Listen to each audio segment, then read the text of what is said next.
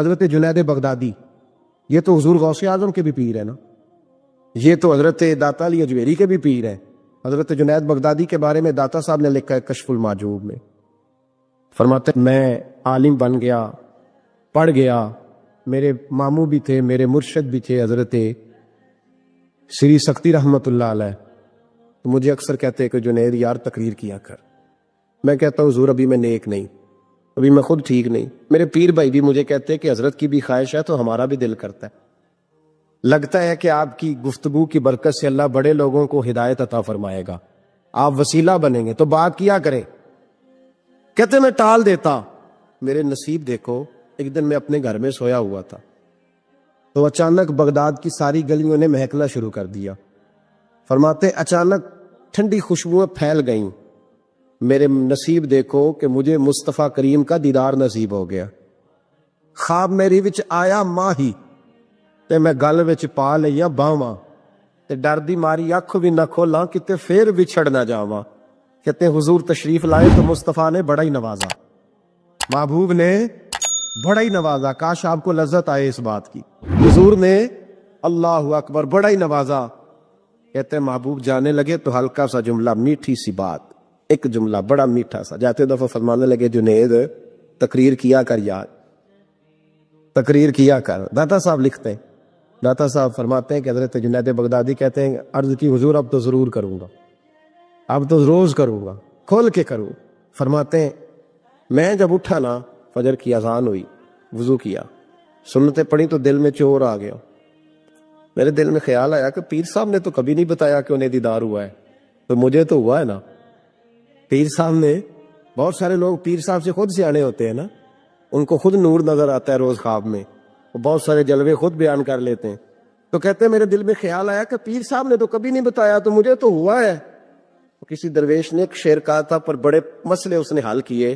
وہ کہنے لگا جڑے محرم راز حقیقت دے او راز حقیقت کھول دے نہیں، او جنہ ویکھیا نہیں او کرن گلاں، جنہ ویکھ لیا او تے بول دے ہی نہیں، جنہ ویکھ لیا او ان سے بولا جاتا بھی نہیں، بولا جاتا بھی نہیں۔ وہ کہتے میں سنتے گھر پڑی تو خرامہ خرامہ چلا تو دل میں چور تھا، بانج فقیروں کسے نہیں ماریا، اے ہوئی چور اندر دا۔ کہتے میں گیا حضرت کے پیچھے نماز پڑھی 7ویں صف میں، تو اندر چور تھا کہ میرا تو درجہ اونچا چلا گیا ہے لیکن مجھے دیدار ہوا ہے۔ تو کہتے ہیں نماز حضرت نے خود پڑھائی تو نماز پڑھا کے کہنے لگے جنید آگے آ جا۔ فرماتے میں 3ری صف میں آ گیا تو کہنے لگے چل یار تھوڑا اور نیڑے آ جا۔ کہتے ہیں میں قریب جا کے نا پہلی صف میں بیٹھا تو کہنے لگے ادھر آ میرے ساتھ بیٹھ۔ کہتے ہیں میں ان کے ساتھ بیٹھ گیا، حضرت کے ساتھ، یہ بھی کسی نصیبوں والوں کو نصیب ہے نا۔ کہتے ہیں میں ساتھ بیٹھ گیا مرشد کے، تو شیخ تسبیح رول رہے تھے، ادھر دیکھنا میری طرف، تسبیح پھیر رہے ہیں، اور تسبیح پھیرتے پھیرتے نا اچانک آنکھ اٹھائی اور میری طرف دیکھ کے کہنے لگے اب تقریر کرو گے نا، جڑے محرم راز حقیقت دے، اب کرو گے نا تقریر۔ تو میرے اندر تجور تھا، میں نے کہا جی اب کیا ہوا ہے؟ چور تھا نا کہ مجھے پتا ہے کسی کو پتہ ہی نہیں، اب کیا ہوا ہے؟ تو کہتے ہیں وہ چپ کر گئے۔ چند منٹ کے وقفے کے بعد پھر فرمانے لگے اب کرو گے نا تقریر؟ کہتے ہیں اندر چور بیٹھا تھا، میں نے کہا حضور ہوا کیا ہے بتائیں تو صحیح۔ کہتے ہیں انہوں نے تسبیح چھوڑی، جبہ سمیٹا اور چہرہ میری طرف پھیرا، اور میں نے ان کی آنکھوں میں جو روشنی آج دیکھی پہلے کبھی نہیں دیکھی تھی، لب و لہجے میں جو جلال آج دیکھا وہ کبھی نہیں دیکھا تھا۔ فرماتے حضرت بولے نظر تو وہ ظالم نظر ہے، اٹھے تو بیڑا ہی پار کر دے، گرے تو خانہ خراب کر دے۔ فرماتے میں نے حضرت کا جلال دیکھا اور میری طرف دیکھ کے فرمانے لگے جنید کل جو رات گزری ہے مجھے خواب میں اپنے رب کا دیدار ہوا تھا۔ تو مالک نے پوچھا کہ سری کوئی بات بتا، تو میں نے عرض کی مولا ایک ہی مرید تیار کیا ہے وہ بھی تقریر نہیں کرتا، کبھی تیرے حبیب کا ادھر کا پھیرا ہو تو ذرا جنید کو اشارہ کر جائے تو چلو میرا بھی کام بن جائے گا، لوگوں کا بھی نفع ہوگا۔ کہتے ہیں حضرت جنید بغدادی کہ میری چیخ نکلی، اللہ اکبر کہا تو میرے کپڑے پھٹ گئے، بغداد کی وہ مسجد ساری رونے لگی۔ کہتے میں قدموں میں گرا اور میں نے کہا محبوبہ مجھے معاف کر دے، مجھے تو آج پتہ چلا ہے کہ میرے اوپر مصطفیٰ بھی کرم فرمائے تو تیری دعاؤں کی برکت سے فرماتے۔ تقریر اتنا ضروری کام ہے کہ محبوب خود فرماتے ہیں جنید تقریر کیا کر بات یار، لوگوں کو فائدہ ہوگا۔ بغداد کا جو امیر تھا نا، اس کو پتا چل گیا کہ جناب جنید بغدادی رحمۃ اللہ تعالی علیہ کی بڑی شہرت ہونے لگ گئی ہے. تو یہ جو حاسدی ہوتے ہیں نا، یہ بڑی جلدی پیدا ہو جاتے ہیں، اور سب سے زیادہ حسد دینداروں سے ہوتا ہے. دیندار لوگوں سے لوگ حسد کرتے ہیں. سب سے زیادہ غیبت دیندار آدمی کی ہوتی ہے، الا ماشاءاللہ. بادشاہ کو لوگوں نے کہا کہ بڑے لوگ عقیدت مند ہو گئے جنید بغدادی کے، ایسا نہ ہو کہ آہستہ آہستہ لوگوں کو اکٹھا کرے اور پھر اپنی فوج ظفر موج بنا کے وہ آپ کے مقابلے کھڑا ہو جائے. اب یہ جو بادشاہ ہوتے ہیں انہیں بغاوت کا بڑا ڈر ہوتا ہے، اور کرسی آپ کو پتا ہے چیز ہی بڑی پیاری ہے. نہیں پتا تھانوں؟ جے بھی نہیں پتا تو کتن پتا ہونا جے. سبحان اللہ، حد ہو گئی ہے بھائی. کرسی پیاری ہوتی ہے کہ نہیں؟ یہ کدی ترلے نہ کریے نہ دینا جو بھی کری دینے. تو یہ پیاری ہے تو تبھی ایسا ہوتا ہے نا. بس یہ دعا کرنا کل کا دن اللہ اس ملک کے لیے امن کا دن گزارے، اور اللہ اپنے حبیب کا صدقہ کوئی ایسی ٹھنڈی ہوا بھیجے کہ اس ملک کے دکھ دور ہو جائے. بس یہ دعا کرو. خیر، جنید بغدادی کے بارے میں جب لوگوں نے بدگمان کیا نا بادشاہ کو، تو بادشاہ نے چال چلی. دنیا بڑی ظالم ہے، دنیا داری کے لیے بندہ بڑے پاپ اور بڑے بکھیڑے کرتا ہے. ایک خوبصورت دوشیزہ نوجوان لڑکی بادشاہ نے تیار کر کے بھیجی. اس کو جملے یاد کرائے، رٹائے کہ تو نے کہنا کیا ہے. جا کے حضرت جنید بغدادی رحمۃ اللہ علیہ کے پاس آئی، اور پتہ کیا کہتی ہے؟ کہتی ہے میں آپ کی عقیدت مند ہوں، کنیز بن کے آئی ہوں، دین سیکھنے آئی ہوں، اللہ اللہ سیکھنے آئی ہوں. آپ اس طرح کریں، مجھے غلامی میں قبول کر لے. حضرت جنید بغدادی نے یوں نظر اٹھائی، اس بی بی کے چہرے پہ نظر پڑی، اس عورت نے چیخ ماری، وہ تڑپی اور اس کی روح نکل گئی. پیغام گیا بادشاہ کو، مر گئی بی بی، منوا لو. بادشاہ کو بڑا غصہ آیا کہ میرے محل کی سب سے خوبصورت عورت جنید بغدادی کے ہاں گئی، مر گئی. پیغام بھیجا، جنید میرے دربار میں آؤ.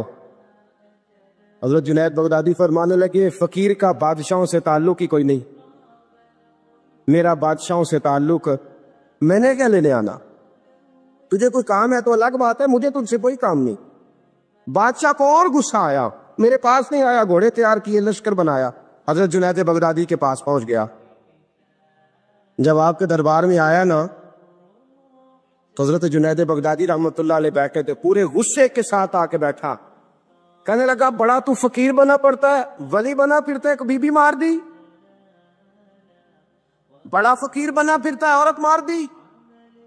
حضرت جنید بغدادی نے آنکھ اٹھائی، فرمانے لگے نہ میں مارنے کا اختیار رکھتا ہوں، نہ زندہ کرنے کا اختیار رکھتا ہوں. زندگی بھی میرا اللہ دیتا ہے، موت بھی اللہ دیتا، میرے پاس اختیار ہی نہیں. بادشاہ نے بات سنی تو ٹھہر گیا، کہنے لگا بی بی کیسے مر گئی؟ آپ فرمانے لگے میں آنے لگا تھا تیرے رستے میں، تو نے مجھے ہٹانے کا بندوبست کیا، اور بی بی آنے لگی تھی میرے اللہ کے رستے میں، اللہ نے اسے دور کرنے کا بندوبست کر دیا. میں تیرے اور دنیا کے درمیان آنے لگا تھا نا، تو نے مجھے سائڈ پہ کرنے کا بندوبست کیا. بی بی میرے اور رب کے درمیان آنے لگی تھی، اللہ نے اسے سائڈ پہ کر دیے. دنیا داری کیا ہے جو اللہ اور بندے کے درمیان آ گئے. آج یہ دلوں پہ زنگ چڑھے ہیں، یہ دنیا داری کے زنگ ہیں. جب آپ کو اپنے پتہ کب اندازہ ہوگا آپ کو کہ دنیا آپ پہ چڑھ گئی ہے؟ جب اپنے سوا کوئی اچھا نہ لگے. پہلی بات جو ہمارے مشائخ نے لکھی ہے، جب سوائے اپنے کوئی اچھا نہ لگے تو پھر آپ دنیا دار ہیں. جب سوائے اپنے تو کسی کا فائدہ سوچنے کی صلاحیت چھوڑ دے، اور سوائے اپنے تو کسی کا بھلا نہ سوچے تو دنیا دار ہے. اور جب اپنی ذات کو سکون دینے کے علاوہ تو کسی کو سکون دینے کو تیار نہ ہو تو دنیا دار ہے. اور جب تیری آنکھ کھلے تو پھر بھی تجھے اپنی ذات نظر آئے، اور تیری آنکھ بند ہو تو پھر بھی اپنا ہی آپ دکھائی دے، پھر تو دنیا دار ہے. لیکن میرے دوست، اگر تیرا دل کرتا ہے کہ جو خیر مجھے ملی ہے اللہ میرے بھائی کو بھی عطا فرمائے تو پھر تو دیندار ہے. داتا گانی بخش علی اجویری رحمت اللہ تعالی علیہ آپ فرماتے ہیں کہ حضرت جنید بغدادی کا مرید تھا، 4 دن پیر صاحب کے پاس آیا تو بعد میں خود پیر بن گیا، خود پیر بن گیا۔ وہ حضرت صاحب رحمت اللہ تعالیٰ نے دیکھا آ نہیں رہا، مرید اولاد ہوتے ہیں، ان سے پیار ہوتا ہے، ان کو اہمیت دی جاتی ہے، اور بعض اوقات غلط فہمی کا شکار بھی ہو جاتے ہیں، اہمیت دی گئی، یار نظر نہیں آ رہا، آپ نے سوچا شاید بیمار ہو گیا ہے۔ حضرت جنید بغدادی خود گھر تشریف لے گئے۔ حضرت جنید بغدادی جن کا ولیوں میں اس طرح مقام ہے جس طرح حضرت جبریل امین کا فرشتوں میں مقام ہے، اتنا بڑا، چل کے گھر گئے اور جا کے کہا السلام علیکم، کہتا جی وعلیکم السلام، کہتا تو آتا کیوں نہیں؟ کہتا مجھے اب آپ کی ضرورت ہی نہیں، میں اب خود بڑا پرہیزگار ہوں، مجھے کیا ضرورت ہے میں کسی کو اپنا بڑا مانوں، میں خود بڑا پرہیزگار ہوں۔ فرمایا ہوا کیا؟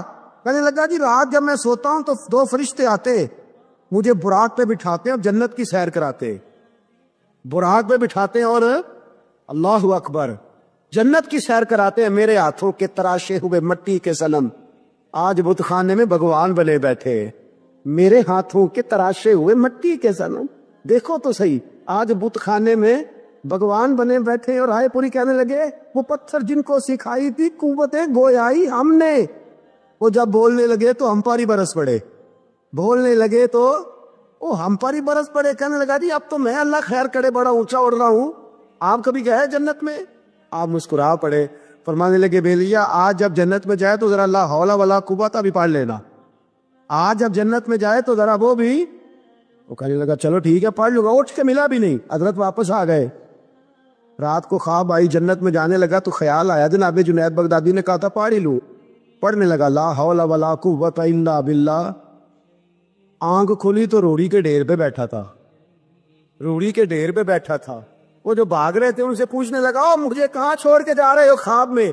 وہ کہنے لگے شیطان کے مختلف روپ تھے، تو اصل میں حضرت جنید کے پاس زیادہ آنے جانے لگا تھا تو اللہ کے قریب ہونے لگا تھا، تو ہم نے چکر چلا کے تجھے وہاں سے روکا، تو بیوقوف ہے سمجھ نہیں آئی۔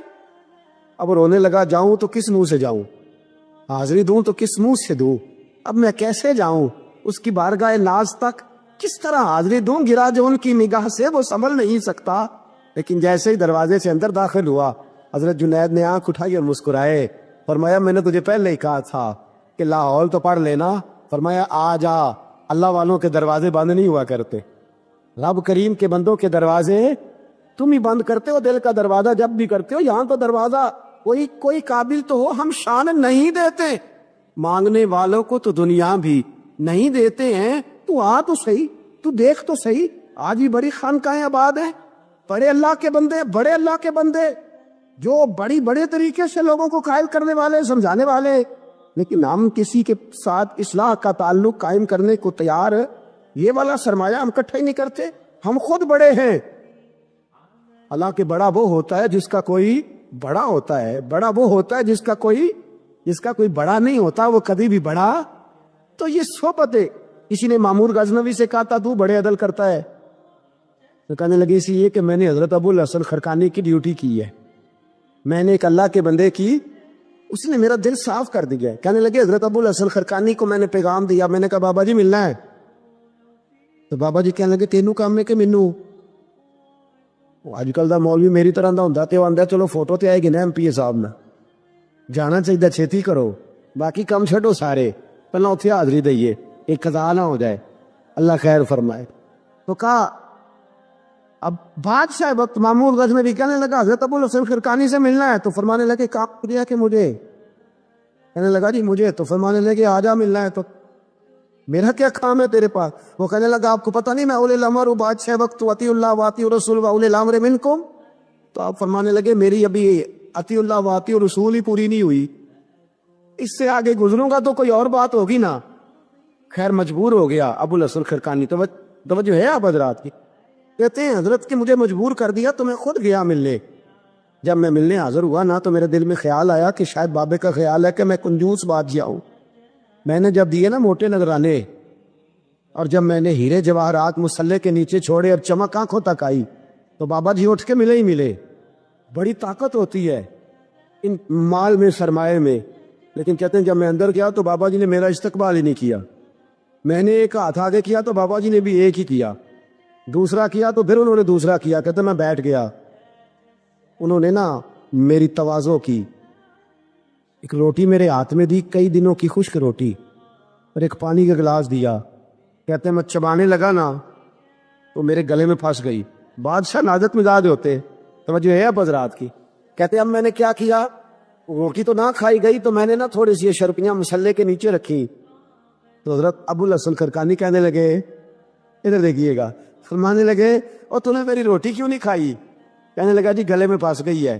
آپ مسلح اٹھا کے کہنے لگے یہ دولت بھی لے جا, یہ بھی درویشوں کے گلے میں پھنس جاتی ہے, اس کو لے جا اٹھا کے, یہ بھی پھنس جاتی ہے, ہمارے گلے سے نیچے نہیں اترتی, نیچے لے جا. وہ کہتا جب میں نے اٹھائی تو مجھے سمجھ آ گئی یہ وہ والا صوفی نہیں, یہ اللہ والا صوفی ہے, یہ رب رب کرنے والا صوفی ہے. اس کی نظر میری جیب پہ نہیں, اس کی نظر تو میرے دل پہ ہے. فرمانے لگے اب جب میرے دل کی صفائی ہو گئی نا, توجہ ہے اب حضرات کی, جب صفائی ہو گئی نا دل کی, میں نے کہا نہیں یہ اللہ والے. تو کہتے ہیں میں اٹھا تو حضرت ابو الحسن خرقانی بھی کھڑے ہو گئے اور مجھے باہر سواری تک چھوڑنے آئے. کہتے ہیں جب سواری تک آیا تو میں نے کہا کہ حضور آتی دفعہ تو کوئی پروٹوکول نہیں. اور ماننے لگے جب تو آیا تھا تو اللہ والوں کے بارے میں برا گمان لے کے آیا تھا, اور اب تو جا رہا ہے تو اللہ والوں کے بارے میں دل صاف کر کے جا رہا ہے. اب تیری عزت کرنا ضروری ہو گیا. میرے عزیز یاد رکھیے گا, یہ جو صورت صلحہ ہے یہ ریگ مار کا کام کرتی ہے, یہ باطن کو روشن کرتی ہے, یہ نکھار پیدا کرتی ہے. لیکن جائے اللہ کے بندوں کے پاس, دیکھیں نا میں نے پہلے بھی کہا تھا, ایک دفعہ پھر بات دہراتا ہوں, میں نے اپنے حضرت سے ایک دفعہ کہا کچھ مریدوں کو پروٹوکول ملتا ہے اور کچھ بیچارے ایسے ہوتے ہیں جن کو جھڑکیاں ملتی ہیں. تو آپ فرمانے لگے پروٹوکول ان کو ملتا ہے جن کا ڈر ہو کہ کہیں بھاگ نہ جائیں, ان کو پروٹوکول ہو, جن کا پتہ ہونا جتنے مرضی جوتے مارو میرا ہی ہے, اس نے کہیں جانا, ان کو ضرورت نہیں ہوتی پروٹوکول کی. ہم تو آستانوں پہ بھی جاتے ہیں کسی جگہ, ہاں ایک بات ضرور میں ضرور کہوں گا, خانقاہ پہ جائیے, اس خانقاہ پہ جہاں اللہ اور اس کے رسول کے دین کا درس دیا جاتا ہے, جہاں سونا مرشد سچا مرشد سے آگے بات نہیں جاتی, اور جہاں سوائے ایک ذات کی شخصیت پرستی کے کوئی اور نعرہ ہی نہیں لگتا. ہم ان خانقاہوں کے قائل ہیں. ہماری وہ خانقاہ ہیں جہاں رب رب کا ذکر ہوتا ہے, جہاں اللہ اللہ کے نعرے لگتے ہیں, جہاں رب کریم کو یاد کیا جاتا ہے. یہاں صوفی بیعت اپنی کرتا ہے لیکن وہ توجہ اللہ کریم کی طرف کراتا ہے, وہ سنت اور شریعت کی پابندی کراتا ہے, وہ لوگوں کو دین کا رستہ بتلاتا ہے. لوگ جاتے اس کے پاس ہیں لیکن رستہ انہیں مدینے والے محبوب کا بتایا جاتا. جس لگا شریعت کی پاسداری, ہم تو کچی بات ہی نہیں کرتے, بالکل کوئی لہت و اللہ نہیں, کچی بالکل نہیں, 100% نہیں. باب آنگے تو حل کہتے ہیں, جو شریعت کا باغی ہے ہم اس کے باغی ہے, ہم اس کے بولیے ہم اس کے. میں نے ایک بندہ کہنے لگا پچھلی باری, کہتا جی ایک بابا ہے نیٹ دے, اے بابا اپنے آپ سجدے پہ کراندا ہے. تے میں کہ بابا انہاں نوں آکھو تسی رکھ لو, اساں دا کی کرنا ہے, کچھ ضروری ہے سانو دینا جے بابا. اس طرح کے کئی بدتمیز ہیں. ہمارا ان سے کوئی تعلق, ہمارا ان سے کوئی رشتہ, ہمارا تو رشتہ ان لوگوں سے ہے جو اللہ اور اس کے رسول کی بات کرتے صلی اللہ ہو, جو قرآن کا پیغام دیتے ہیں, جو حدیث مصطفیٰ کھول کے اپنے مریدین کے آگے رکھتے ہیں. ہمارا تو ان لوگوں سے رشتہ ہے. اب کوئی جاہل آدمی کو جاہل بات کرے تو ہم اس کے ذمہ دار ہیں, ہماری کوئی ذمہ داری. اور ویسے بھی جب ہم کہہ نہیں رہے ہمارا بندہ ہے تو تم ہمارے کھاتے میں کیوں ڈالتے ہو؟ جیڑا بندہ بھی غلط کرے ساڑھے کھاتے پہ جانا, جیڑا بھی غلط کرے, ہم بالکل قائل نہیں ہیں. میں نے ایک بہت بڑی اجتماع میں اعلان کیا تو پھر کہتا ہوں, آج جن درباروں پہ نشہ بکتا ہے ہم ان درباروں کو بند کرنے کے قائل ہیں.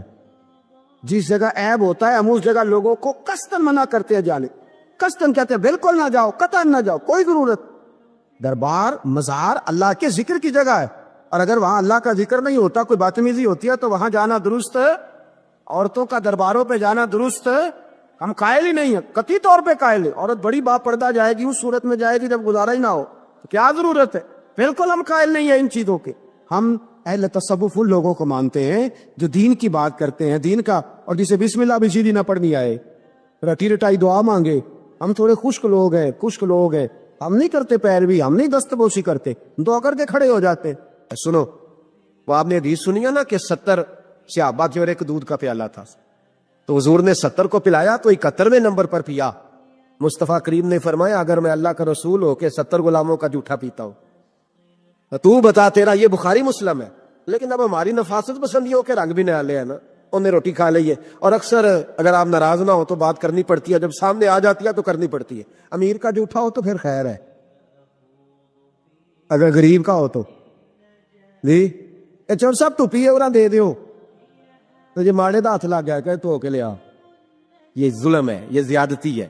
اس کا مطلب ہے نفاستیں بھی ہم دولتوں سے آئیں گی، دولت سے آئے گی معاذ اللہ. بہرحال عنوان نہیں، حضرت جابر بن عبداللہ رضی اللہ تعالی عنہ، بخاری مسلم ہے. کہتے جب خندق کی جنگ ہو رہی تھی نا، غربت بڑی تھی، قحط بڑا تھا، صحابہ پریشان تھے، 2 3 پتھر پیٹ پہ باندھے ہوئے. میں حضور کو دیکھ کے گھر آیا کہ زوجہ سے کہا بھلی مانس کچھ ہے کھانے کی؟ کہنے لگی تھوڑے سے جوں ہے. تو میں نے کہا پیسو گی تو کتنی روٹیاں بنے گی؟ کہنے لگی 2 3 4 بن جائیں گی. کہنے لگے سالن. تو زوجہ کہنے لگی اگر وہ بکری کا بچہ ذبح کرو تو 3 4 بندوں کا سالن بھی بن جائے گا. کہتے میں نے اسے ذبح کیا، بیوی سے کہا تو جاؤں پیس. کہتے میں نبی کریم کی بارگاہ میں حاضر ہوا صلی اللہ علیہ وسلم، حضور کی خدمت میں. زوجہ کہنے لگی کان میں کہنا حضور کے سارے نہ آئے، جس طرح لیڈروں کے کھانے اندر ہوتے ہیں علیحدہ، اور جو نعرے لگا رہے ہوتے ہیں نا سویر سے انہیں ڈبہ ملتا ہے، لیکن وہ پھر بھی نعرے لگاتے ہی رہتے ہیں. مجھ پہ الزام لگنے لگا ہے کہ آپ سیاست دانوں کو ہر جمعے میں رگڑا دیتے ہیں. تو میں کہنا انہوں صحیح کر چھوڑو، پھر اسی مڑ جانے ہیں کو سیاڑے ہو جائیں. یہ سیاڑے نہیں ہو رہے، ہمیں بات کرنے کی بھی اجازت نہیں. شعر کہہ دیتا ہوں کہ ہم آہ بھی کرتے ہیں تو ہو جاتے ہیں بدنام، وہ قتل بھی کر دے تو چرچا نہیں ہوتا. انہوں نے کدے پوچھا جی سان یا کہہ دے چوپ رہو. لیکن بھائی یہ اس ممبر کا تقاضا ہے، میرے امام اعظم کا فتویٰ ہے، جو عالمی حالات سے باخبر نہ ہو وہ جمعے کا خطبہ نہ دے. وہ جو رٹی رٹائی باتیں ہم سے نہیں ہوتی، اس لیے کہ جلال بادشاہی ہو یا جمہوری تماشا ہو، جدا ہو دین سیاست سے تو رہ جاتی ہے چنگیزی. حق بات انشاءاللہ ہو رہی ہے اور ہوتی رہے گی. ہم تو ان کے نوکر ہیں نا، پھر ہم قادری کیسے ہوئے اگر غوث پاک کے طریقے پہ عمل ہی نہ کرے تو. اس لیے مہربانی کرے ہمیں کوئی شخص ایسا مشورہ نہ دے، بلکہ کئی دفعہ ظلم ہوتا ہے، جب کوئی مشورہ دیتا ہے تو اور تیز ہونے دل کرتا ہے. اس لیے مہربانی کریں ایسی کوئی مشاورت نہ کرے. بالکل جو غلط بات کرے گا اس پہ ہم بولیں گے، اور آہستہ آہستہ نہیں، کھل کھلا کے بولیں گے، بالکل بولیں گے. اس لیے کہ اللہ نے زبان دی ہے، وہ کسی وڈیرے کے قدموں میں بیٹھنے کے لیے نہیں دی، وہ رسول اللہ کے ترانے پڑھنے کے لیے دی ہے. ترانے پڑھنے. اگر حضرت بلال رسیوں میں بند ہو کے اور ابو لہب اور عتبہ اتیبہ اور عبداللہ بن جدان اور امیہ بن خلف جیسے لوگوں کے بیچ کھڑے ہو کے کہہ سکتے ہیں نہیں بات جو سچی ہے وہ کی جائے گی، تو ہم ممبر رسول پہ بیٹھ کے نہیں کہہ سکتے؟ اپنے بھی خفا مجھ سے ہیں، بیگانے بھی ناخوش، میں زہر حلال کو کبھی کہہ نہ سکا کن، میں کہتا ہوں وہی بات سمجھتا ہوں جسے حق نے ابلائے مسجد ہوں میں توحید کا فرزند. اس لیے کوئی شخص اس نہ سمجھے.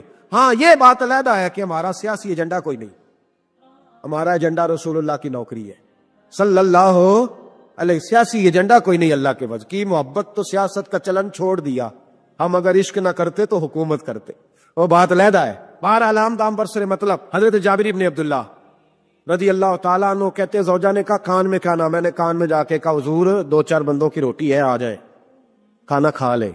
وہ والا رنگ نہیں تھا نا کہ لیڈروں کا کھانا اور کارکنوں کا کھانا چلو اور گل کر لینے. پیران دی یخنی تے روٹیاں پہ ہو کے کہندے حضرت جی بیمار نے تے مرید لنگر کھانے دے شفا ہے. تے میں کہا تم ہی کھا مار تینوں بھی شفا ہو جائے گی، تو اپنے لیے تے چوری پکائی اندر. یہ رنگ وہاں نہیں تھا. میرے نبی پاک سید عالم صلی اللہ تعالی علیہ وسلم کے کان میں کہا حضور 4 5 بندوں کی روٹی ہے. حضور باہر نکلے خندق سے، باہر نکل کے فرمایا چلو بھائی سارے، جابر نے کھانا پکایا ہمارا. حضرت جابر کہتا ہے میں نے دوڑ لگائی گھر آ گیا، اور میں نے کہا تجھے تیری مار ہوئے، حضور تو 1000 سے زیادہ بندہ لے کے آ رہے. تو کہتی تو نے کہا نہیں تھا نبی پاک سے 4 5 بندوں کا ہے. حضرت جابر کی زوجہ کا عقیدہ سنو.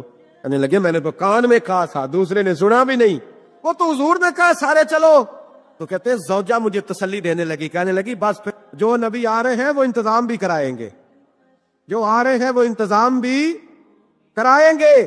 کیا کہا مولانا حسن رضا نے، قلم توڑ دیے. کہنے لگے آج جو عیب کسی پر نہیں کھلنے دیتے، آج جو عیب کسی پر نہیں کھلنے دیتے، ارے کب وہ چاہیں گے میری حشر میں رسوائی ہو، دل میں ہو یاد تیری کوچائے تنہائی ہو.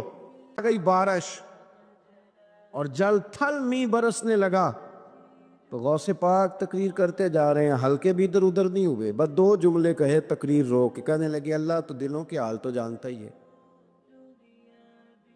اگر یہ بندے میں نے اپنے لیے اکٹھے کیے ہیں تو بھگا دے سارے، اور اگر تیرے لیے اکٹھے کیے ہیں تو پھر بھی تیری مرضی ہے۔ لوگ کہتے ہیں یہ دو جملے تھے کہ کمال تھا،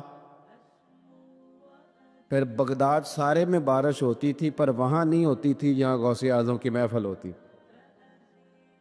پھر نہ بادل بھی ذرا ہٹ کے برستا تھا کہ یہاں سے ہٹ کے برسو، یہاں شیخ عبد القادر جیلانی لوگوں کو مصطفیٰ کا دین پڑھا رہے، ہٹ کے گزرتا تھا۔ آپ نے واعظ فرمایا، تبلیغ فرمائی،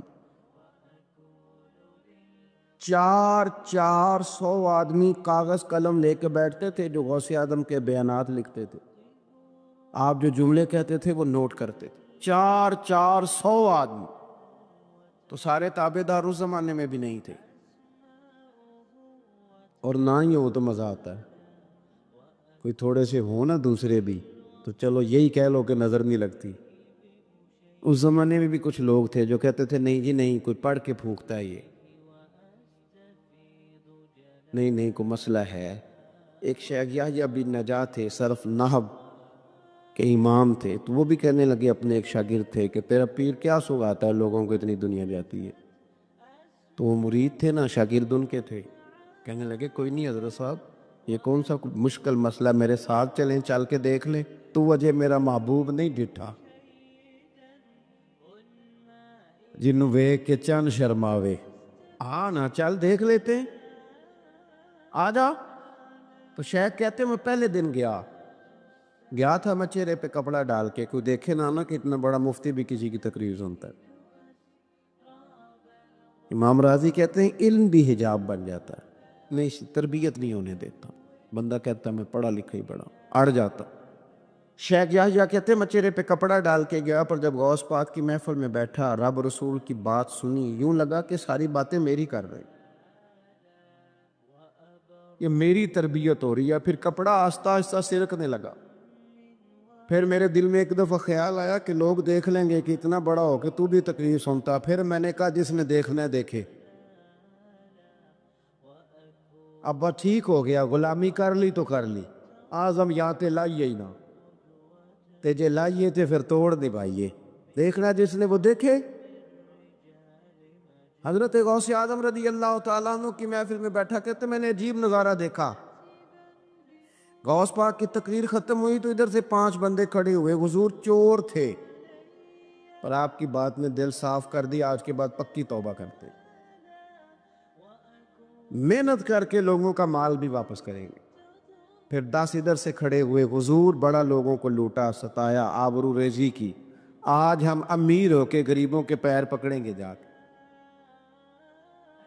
10 وہاں سے کھڑے ہوئے، حضور ہماری ماں روتی رہی پر ہم نے سنا نہیں، پر آپ کے قربان جائیں، جو آج آپ نے رنگ بھرا ہے نا، آج انشاءاللہ تب تک نہیں سوئیں گے جب تک اماں دعا نہ کر دے، جب تک راضی نہ ہو جائے۔ جب یہ رنگ دیکھا نا، شیخ یحییٰ کہتے ہیں میں تو پھر بدل گیا، اگلے دن میں ایک بھاگا لے گیا لمبا سارا، آج میں نے گننا ہے کتنے بندے توبہ کرتے۔ ہماری محفلوں میں نوٹ گنے جاتے، نوٹ، اور 3 بندے ہوتے ہیں نوٹ گننے والے، اور شرم آتی، یہ سٹیٹس ہے یہ۔ اب غوث پاک کی محفل میں گنا جاتا تھا کتنے لوگ توبہ کرتے، دھاگا میں لے گیا، چادر میں نے اوڑھ لی، اور جب محفل ختم ہوئی تو میں حضور غوث اعظم کے قریب ہی ممبر کے بیٹھا تھا، 5 بندے کھڑے ہوئے آج توبہ کرتے، میں نے 5 گرہیں لگائیں، بعد میں گن لوں گا، یہ طریقہ تھا اس دور میں گننے کا، گرہ لگا لو، گنڈ لگا لو، کہتے ہیں 5 لگائیں، پھر 6 کھڑے ہوئے، جلدی سے 6 لگائیں، پھر 7 کھڑے ہوئے توبہ کرنے والے، کہتے 6 7 میں لگاتا رہا، پھر 20 25 40 پھر 50 پھر 100 کھڑا ہونے لگا۔ اب میرے لیے گرے لگانی مشکل ہو گئی، میں کبھی بندے گنوں، کبھی غوث پاک کو دیکھوں، کبھی دھاگا دیکھوں، جب میں پوری طرح الجھ گیا نا تو حضور غوث اعظم نے کرم کی نظر ڈالی اور فرمانے لگے، یحییٰ یار تو نے عجیب کام شروع کیا ہے، میں دلوں کی گریں کھولتا جاتا ہوں، تو لگاتا جاتا ہے، میں یہاں گریں کھول رہا ہوں اور تو لگا رہا ہے، اور پھر بھی اپنی کرامت نہیں بنائی، فرمانے لگے یہ میری وجہ سے توبہ نہیں کر رہے، یہ خدا کے فضل سے کر رہے ہیں۔ اور فرمایا یحییٰ خدا کا فضل گنا نہیں جا سکتا، وہ شمار نہیں کیا جا سکتا۔ 5,000 یہودی اور عیسائی، غوث اعظم فرماتے ہیں وہ ہیں جنہیں میں جانتا ہوں جو میرے ہاتھ پہ کلمہ پڑھ کے مسلمان ہوئے۔ آپ آج کروڑوں کی آبادی میں رہتے ہیں نا، اس لیے 5,000 کو چھوٹا سمجھتے ہیں، اور جہاں آبادی کل 25,000 ہو، اور اس علاقے میں یہودی عیسائی ہوں ہی اتنے، اور وہ سارے ہی آ کے غوث پاک کے ہاتھ پہ کلمہ پڑھ جائیں، پھر آپ اندازہ فرمائیں کہ حال کیا ہوگا۔ اور جنہوں نے توبہ کری وہ تو لاکھوں میں گنے نہیں جا سکتے۔ پتہ کیا ہے، ہم لوگوں نے نا دین کو اس کے مزاج کے مطابق سمجھنا ہے، پھر ہمیں دین فائدہ دے گا۔ غوث اعظم رضی اللہ تعالیٰ عنہ صبح مدرسے میں بیٹھ کر سبق پڑھاتے تھے، اسباق بھی پڑھاتے تھے، بچوں کو سبق دیتے تھے، اور باقاعدہ سبق جو کتاب و سنت کے ہمارے مدارس میں مروجہ اسباق ہیں وہ پڑھایا کرتے، اور صبح کے وقت تفسیر کا درس دیتے تھے، عصر کے بعد فقہ پڑھاتے تھے۔ آپ یہ دیکھو یار، ایک بات اچھی طرح سمجھنا، ایک صوفی صاحب تربیت کر رہے ہیں اپنے لفظوں کے ساتھ،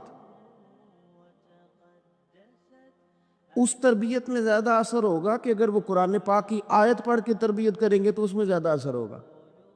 لوگ سمجھتے نہیں بات کو، کہتے ہیں کہ وہ حضرت کی باتیں سن کے آئے ہوں۔ او بھائی، حضرت اگر درس قرآن دیں گے تو وہ نکلے گا حضرت کے منہ سے ہی، پر پیغام اللہ رسول کا ہوگا۔ وہ تربیت اس رنگ میں کریں۔ اگر وہ درس حدیث دیں گے تو وہ سمجھائیں گے ہمیں ہی، پر پیچھے جو بات ہوگی وہ مدینے والے رسول کی ہوگی۔ یہ ہمارے بزرگوں نے، اس کو آپ سمجھ لیں کہ تربیت قرآن و سنت ہے۔ ہم اللہ والے کے پاس جب جاتے ہیں تو وہ ہمیں ہماری سوچ کے مطابق قرآن و سنت کی، ہماری عقل کے مطابق تشریح کر کے ہمارے دل میں اتار دیتا ہے۔ اتنا سا مسئلہ ہے۔ اب غوث پاک سبق بھی پڑھاتے، درس بھی دیتے، ہفتے میں 3 تقریریں کرتے، اتوار والے دن صبح، جمعے والے دن صبح، اور منگل والے دن رات کو 3 تقریریں۔ یہ جو مقصد ہوتا ہے نا، مقصد یہ بڑے امتحان لیتا ہے۔ غوث پاک کا زمانہ، فقدان سہولیات کا، اور مقصد کی لگن یہ کہ 70,000 بندہ آ گیا تقریر سننے، اور یہ کہ لوگ آئے ہیں مہینوں کا سفر کر کے، کوئی گھوڑے پہ، کوئی اونٹ پہ، کوئی خچر پہ، کہ غوث پاک سے بات سنیں گے، اللہ دل صاف کرے گا۔ تقریر بھی تیار تھی، اور اپنے بیٹے کا جنازہ بھی تیار تھا۔ جے سونا ہی میرے دکھ وچ راسی، کسی نے کان میں کا حضور جنازہ وہی ٹائم ہے، تیاری ہو گئی، اور وہی محفل کا ٹائم ہے، تو تھوڑا وقت نہ تبدیل کر لیں۔ تو غوث اعظم فرمانے لگے میرا رب کریم جانتا ہے نا کہ یہ وقت لوگوں کے آنے کا ہے، تو اگر بیٹے کے لیے جناب اسرائیل کو بھیجا ہے تو جس بات میں اللہ راضی ہے میں بھی راضی ہوں۔ حضور کریں گے کیا؟ فرمایا جنازہ تیار لے کے کر کے محفل میں آ جانا، میں 4 تکبیریں پڑھ کے پتر کا جنازہ پڑھا دوں گا، تم میرا بیٹا رب رسول کے حوالے کرنا، اور میں بیٹھ کے لوگوں کو اللہ رسول کا دین سکھاؤں۔ یہ لگن ہے مقصد کی، یہ درد ہے۔ اس درد میں لپیٹ کر جب لوگوں کو دین پڑھایا جاتا ہے نا،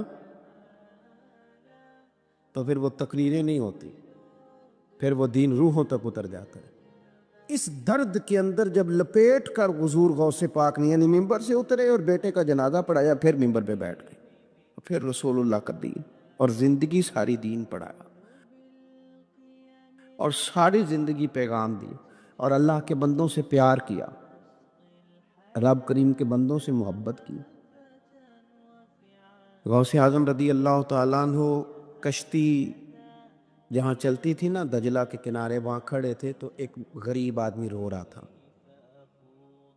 تو غوث اعظم رضی اللہ تعالیٰ عنہ نے اسے بلا کے کہا کیوں روتے ہو؟ کہنے لگا حضور غریبی مستقل رونے والا مضمون ہے، یہ موضوع ہی رونے والا ہے، سب روگاں دا روگ محمد جس دا غریبی، کنڈ ولا کے لنگ جاندے نی دوست یار قریبی، یہ عنوان ہی رونے والا، میں کیا کروں؟ فرمایا کیا ہوا؟ عرض کی حضور غریب ہوں، کرایہ کوئی نہیں تھا، بیٹھ گیا ہوں کشتی پہ، ملا مجھے جانتا ہے، میرے محلے کا ہے، میں نے اسے کہا پیسے بعد میں لے لینا، تو مجھے سفر کرا دے، لیکن اس نے کہا میں نے مفت خوروں کے لیے کشتی نہیں بنائی، نیچے اتار دے حضور، چلو نہ لے جاتا بات الگ تھی، لیکن سارے محلے داروں میں جو میری ذلت ہوئی وہ مجھے بڑی تکلیف کر گئی۔ غوث پاک نے خالی تسلی نہیں دی، میری تھپکی نہیں دی، گھر گئے 100 دینار لائے، ملاح کو بلایا، اس کو 100 دینار تھما کے فرمانے لگے آج کے بعد جو غریب آئے نا اسے رسوا نہ کرنا، اسے عبد القادر جیلانی کے کرائے پہ سفر کرا دے، اسے عبد القادر جیلانی کے کرائے پہ سفر کرانا، یہ کرایہ، اور جب ختم ہو گئے تو پیسے اور بھی دوں گا۔ لوگوں سے پیار کیا، اللہ کے بندوں سے محبت فرمائی، آنے والوں کا خیال رکھا۔ اب ایک مسئلہ ہے بدگمانیوں کا، اس کا علاج کوئی نہیں، بدگمانیوں کا کوئی علاج نہیں۔ کچھ لوگوں کو اس دور میں بھی بدگمانیاں تھیں کہ دیکھو اتنے سارے جناب تحفے تحائف اور فلانی شہر، لوگوں کو تحفے آتے نظر آتے ہیں، واپس جاتے نظر نہیں آتے، لوگوں کو آتے نظر آتے ہیں پر واپس جاتے نظر، بڑا بڑا مسئلہ ہوتا ہے، آپ کو ہر چیز کا حساب کتاب دینا پڑتا ہے اور آپ بڑی مشکل میں آ جاتے ہیں۔ غوث پاک نے نا 100 گھوڑے، ملا علی قاری نے لکھا 100 گھوڑے غوث پاک نے اکٹھے خرید لیے، خریدے بھی ذرا عربی نسل کے۔ ترجمہ کرا اج تک کی بندہ اس گل دا، یعنی 1.25 کروڑ والی پجارو تے وہ بھی 100، بڑی مشکل میں نہیں آ جاتے دیکھنے والے؟ 200 مولوی صاحب دا کی کام میں اینیاں گڈیاں وہ کٹھیاں وہ ہے گل، تو غوث پاک نے 100 گھوڑے کٹھے ہی، یہاں ایک روایت ہے کہ 50 گھوڑے عربی نسل کے مہنگے، اس دور میں وہی عربی نسل کے گھوڑے کمانا وہی تھا جو آج آپ کے آنا لینڈ کروزر کمانا۔ ایک غوث پاک کا مرید تھا تو ایک شخص سے کہنے لگا چل میں تجھے اپنے پیر صاحب سے ملا کے لاؤں، مولانا علی قاری نے اس کو لکھا ہے، تو وہ کہنے لگے میں نہیں جاتا پیروں کے پاس، اس نے کہا چل تو صحیح، وہ لے آیا۔ پہلے دن داخل ہوئے تو غوث پاک کے استبل میں 50 گھوڑے بندھے ہوئے، پہلا ہی شکوہ، کہنے لگا یار غصہ نہ کرنا، یہی ہوتی ہے نا باتیں، اسرائیل بھی یہی ہوتی، غصہ نہ کرنا، ویسے ایک گھوڑے سے بھی کام چل ہی سکتا ہے، آپ کو پتہ ہے نا بڑا بڑا لوگوں کو یاد آتا ہے غریبوں کی بچیاں اور فلانی شے اور غریب اور یہ بڑی بڑی چیزیں یاد آئے، اس کو بھی یاد آ، غصہ نہ کرنا۔ میں اب اس بیچارے کے پاس جواب بھی کوئی نہیں تھا کہ حضرت صاحب بات تو ٹھیک ہی ہے، لیکن جب آپ کسی کے ہاتھ پہ بیعت کر لیتے ہیں نا پھر آپ کا ان کہانیوں میں الجھنا بنتا نہیں، پھر آج یہ تو باتیں پہلے کی تھی نا، سوچتے پہلے تو بات ہو گئی، اب تو عمل کرنا ہے۔ تو ہوتے ہیں کچھ کچے بندے بھی بیچارے جو ساری زندگی سیدھے سیدھے ہونے میں ٹائم گزار دیتے ہیں، اور جب تک پکے ہوتے ہیں تب تک کام ہی کھڑا ختم ہو جاتا ہے۔ غوث پاک کا وہ مرید کہنے لگا یار بات تو تیری ٹھیک ہے پر چلو میں پتہ کروں گا 50 کیوں ہیں، آئے ملے، لیکن وہ روز تانگ کرتا وہ بندہ، پھر پوچھا پیر صاحب سے 50 گھوڑے کیوں رکھے، پھر پوچھا پیر صاحب سے، یہ اس شخص نے لکھا ہے جنہوں نے مشکات کی شرح بھی لکھی ہے، میں صوفی درویش کی بات نہیں کر رہا، ایک محدث کی بات کر رہا ہوں جنہوں نے بات لکھی ہے۔ فرمانے لگے وہی بندہ اعتراض کرنے والا بیمار ہو گیا، جگر میں کوئی ایسی تکلیف ہوئی کہ بغداد کے سب سے بڑے طبیب نے کہا کہ تیرا علاج صرف ایک صورت میں ممکن ہے کہ عربی نسل کا گھوڑا ہو، اسے ذبح کریں گے، اس کا جگر نکالیں گے، وہ تجھے کھلائیں گے دوائی میں، اور 50 گھوڑے ہوں گے تو ٹھیک ہوگا۔ اب مسئلہ جب یہاں تک پہنچ گیا تو مرتا کیا نہ کرتا، پھر اپنے اسنگی سے کہنے لگا چل پیر صاحب کے پاس، انہوں نے کہا میں نہیں ہوں جانا، اس نے کہا نہیں تیری مہربانی، تو کوئی کسی اور چیز پہ بھی تو اللہ کا واسطہ، وہ مانیں گے ہی نہیں، اس نے کہا پیر پکڑوں گا، میں منت کروں گا، میں خدا رسول کے واسطے دوں، ایک دفعہ چل ورنہ مر جاؤں گا۔ اب مرنے والا بندہ کیا کرے؟ جب موت سامنے نظر آئے تو گیا غوث پاک کے پاس اور کہتا ہے سارے رستے سوچتا گیا کہ پیروں پہ سر رکھوں گا، پگڑی اتاروں گا، یہ کروں گا، منت کروں گا، ماں کی بات سناؤں گا، اپنی بہنوں کا واسطہ دوں گا، بڑا کچھ کروں گا، حضور اس کے صدقے مان گئے، چھوٹے بچوں کی بات سن، سارے رستے تیاری کرتا گیا۔ لیکن جب غوث پاک جیلانی کی ڈیوڑی میں قدم رکھا تو شیخ عبد القادر جیلانی دیکھ کے مسکرائے، فرمانے لگے او یار تجھے بڑا شکوہ تھا میرے گھوڑوں پہ، اصل میں نا تو ایک دن میری گلی سے گزر رہا تھا، میں نے تیرے ماتھے پہ نظر ڈالی تو سمجھ آ گئی تو بیمار ہو جائے گا اور تیرا علاج بھی 50 گھوڑوں سے ہوگا، میں نے 50 کیا کرنے تھے، میں نے تو تیرے لیے منگا کے رکھے وہ۔ کچھ تو مجبوریاں رہی ہوں گی، یوں ہی کوئی بے وفا نہیں ہوتا۔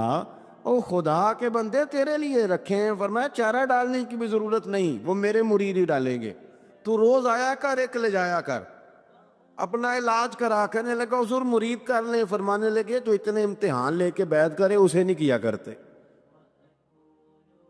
تو مرید ہی ہے، تو لے جا کھا۔ اور اپنا آج تک لوگوں کو بدگمانیاں ہوتی، اور جو عمل کرنے والے تھے، اللہ والوں کی بات ماننے والے تھے، وہ بات مان کے درجات بھی لے گئے، اور جو کہانیوں میں تھے وہ بیچارے آج تک کہانیوں میں ہیں، ابھی تک ان کا الجبرا اور ہندسہ کا رزلٹ کوئی نہیں آیا، ابھی تک یہاں کہانیاں۔ ان بزرگوں کی تعلیمات پر عمل کریں۔ غوث پاک رضی اللہ تعالیٰ عنہ کی ساری زندگی پڑھو گے تو جو چیز سب سے زیادہ نظر آئے گی، حضور غوث پاک رضی اللہ تعالیٰ عنہ نے نبی پاک صلی اللہ علیہ وسلم کی اتباع میں وقت گزارا ہے۔ کچھ بندے اللہ کے بڑے خاص ہوتے ہیں، حضور غوث پاک رضی اللہ تعالیٰ عنہ کو اللہ نے اعزاز عطا فرمایا، شان عطا فرمائی کہ غوث اعظم درمیان اولیاء، چو محمد درمیان انبیاء۔ اس طرح نبیوں میں رسول کریم کا مقام ہے نا، اس طرح ولیوں میں غوث پاک جیلانی کا مقام ہے۔ حضور غوث پاک رضی اللہ تعالیٰ عنہ کو اللہ نے کئی اعزازات دیے۔ سب سے بڑی بات یہ کہ اللہ نے انہیں کرامات عطا کی۔ کرامت دین کا پورا ایک حصہ ہے۔ ہمارے یہاں نا لوگ کہتے ہیں اخلاق بیان کریں جی، وہ کہتے کیا تھے؟ کرامت کیا ہوتی؟ بھئی کرامت تو قرآن پاک میں بیان فرمائی۔ آصف بن برخیہ جناب بلقیس کا ملکہ بلقیس کا تخت لائے تھے، یہ اللہ نے کیوں آیت نازل کی قرآن پاک میں؟ وہ قصہ کہانی ہے کہ وہ جی تخت لائے، یہ کیوں بیان کی؟ اور تخت آیا کس طرح آیا؟ انہوں نے کہا کہ آنکھ جھپکنے سے پہلے آ جائے گا، پھر آیا کہ نہیں آیا؟ ان سے پوچھا یہ کیسے آیا؟ کہنے لگے ھذا من فضل ربی۔ او سنگیو، صرف حضرت سلیمان علیہ السلام کا امتی تخت لا سکتا ہے، نبی پاک کا غلام نہیں لا سکتا؟ یار آپ نے کرامت کا انکار کر کے اپنے آپ کو کمزور کر لیے، اور نہیں جی نہیں، یہ کیسے ہو؟ کیا مطلب ہے اس کا؟ آپ سورہ نمل روز پڑھیں اور جناب سلیمان علیہ السلام کے امتی کی شان بیان کرے کہ وہ آنکھ جھپکنے سے پہلے 80 گز اونچا، 80 گز چوڑا، 80 من وزنی تک آنکھ جھپکنے سے پہلے لے آئے۔ کسی بندے کا ایمان خراب نہیں ہوتا۔ اور میرے غوث پاک جیلانی، یہ وہ بندے ہیں جن کے بارے میں نبی پاک نے فرمایا کہ میری امت کے علماء بنی اسرائیل کے نبیوں کی طرح ہیں، امتیوں کی طرح نہیں۔ کن کی طرح؟ نبیوں کی طرح، نبیوں کی طرح۔ دعا کرو رب کریم جب عزت دے تو پھر ذلت سے بچائے، اللہ جب آسانی دے تو پھر دقت سے بچائے، رب کریم جب رحمت کرے تو پھر اپنے غضب سے بچائے، اللہ جب عطا کرے تو پھر اپنی ناراضگی سے بچائے۔ پھر تو خلوت میں عجب انجمن آرائی ہو، کہتے حضور آئے 1000 سے زیادہ کا لشکر لے کے، اور مجھے فرمانے لگے روٹیاں نہ پکانا، پہلے آٹا میرے پاس لاؤ، اور چولہے سے کھانا نہ اتارنا، مجھے لے جاؤ۔ کہتے میں نے سالن بھی پیش کیا، روٹیاں بھی۔ حضور نے تھوڑا سا لواب دہن آٹے میں ڈال دیا، لواب دہن، تھوڑا سا لواب دہن ہنڈیا میں ڈال دیا، فرمایا اب نکالتے جاؤ اور کھاتے جاؤ، میرا جھوٹا ہو گیا، اب نکالتے جاؤ۔ حضرت جابر ابن عبداللہ کہتے ہیں 1400 بندے نے کھایا، ہمیں نہیں پتا روٹیاں کدھر سے آئی۔ اتنی برکت ہوئی پتہ نہیں کدھر سے آئی, سالن پتہ نہیں کدھر سے آیا. کہتے ہیں سارے سیر ہو کے کھا لیا تو فرمایا چلو بھی جاؤ جا کے کام کرو. مجھے فرمانے لگے اب تو بھی کھا, آجا بچے بھی بلا. کہتے سب نے کھایا. حضور اٹھ کے جانے لگے تو فرمایا ذرا روٹیاں دیکھ, پہلے زیادہ تھی کہ اب زیادہ ہے, ذرا دیکھنا سالن پہلے زیادہ تھا کہ اب زیادہ ہے. تو میں نے کہا نہیں حضور پہلے سے زیادہ ہے. میرے محبوب کے تبرک میں اتنی برکت ہے, تو حضور کے وجود سے جو چیز لگ جائے تو اسے قیمتی نہیں سمجھتا. کہاں بیٹھ کے دین پڑھا ہے, یہاں ہمیں سمجھا لے یا پھر ہم تجھے سمجھائیں. صحیح تینوں سمجھائیے تو صحیح کر کے سمجھائیے. ان لوگوں کو گمراہ کرتے ہو, اتنا غلط نظریہ, اس قدر غلط ہو. میں نا غار ثور پہ چڑھنے لگا تو مجھے وہاں ایک نیچے صاحب مل گئے, کہنے لگا تھی کہ لین چلے ہو. میں کہ تینوں اسی اتھوں میں نہیں پوچھ کے آیا جدو کرو آئے ہیں, اتھوں میں نہیں تینوں پوچھنا بے لیا, تو غلط فہمی دا شکار ہے. کہنے لگا وہ تو حضور تو کام سے گئے تھے, آپ کو کیا کام ہے. میں کہ ایسے لئے ٹائم نہیں تیرنا گل کرن دا, اس واسطے کہ سانو تے غار ثور پہ یاد ہوندی ہے. واپس آ گئے, عام آدمی تھا, خیر وہ کہیں سے آیا ہوا تھا, اردو بولتا تھا. تو میں ایک عمرہ کرنے کے لیے جارانہ سے واپس آیا تو طواف ہم کر رہے تھے, وہ بھی مجھے نظر آ گیا دوڑتا ہوا. میں انہوں باز مار لی, میں کیا حضرت حاضرہ تے پانیاں سے دوڑیا سان تے تو کا تو چھالا ماری پھرنا ہے, او پیا کولر تے جا پی آرام کر جا کے. کہندے نہیں انہاں دی ادا تے ادا کرنی ہے. تو میں کہ اگر تو حضرت حاجرہ دی ادا کرنی تے اسی حضرت ابو بکر صدیق دی ادا کرنی ہے. عجیب آدمی ہے بھائی تو, عجیب بات ہے. لوگوں کا فلسفہ اپنا اپنا, اور پھر پکڑے ہم کہ اس بندے کو جو جواب نہ دے سکے. ایسا نہ کرو, یہ زیادتی ہے. امت کو اکٹھا کرو, اتفاق. یہ مجھ سے سوال کئی جمعے سے ہو رہا تھا. میں اصل میں نا ان موضوعات کو چھیڑتا نہیں, میری طبیعت اور ہے. لیکن کوئی بندہ یہ نہ سمجھے کہ ہمیں جواب نہیں آتا. یہ سوال اٹھا تھا, کوئی یہ نہ سمجھے کہ ہمیں جواب اللہ کے فضل سے, اللہ کے فضل سے. یہ قرآن مجید پڑھا ہے, یہ مسجد ہے, یہ جمعے کا دن ہے. ہم بات صرف وہ کرتے ہیں جس میں ضمیر اجازت دیتا ہے.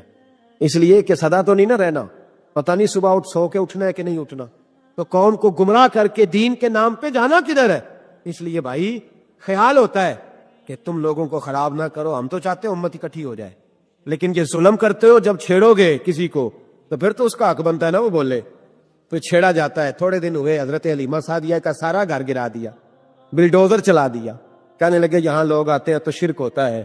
اور میں نے کہا جہاں اللہ کریم نے توحید پھیلانے کے لیے رسول کو بھیجا, 4 سال جہاں نبی پاک رہے, وہاں کیسے شرک ہو سکتا ہے؟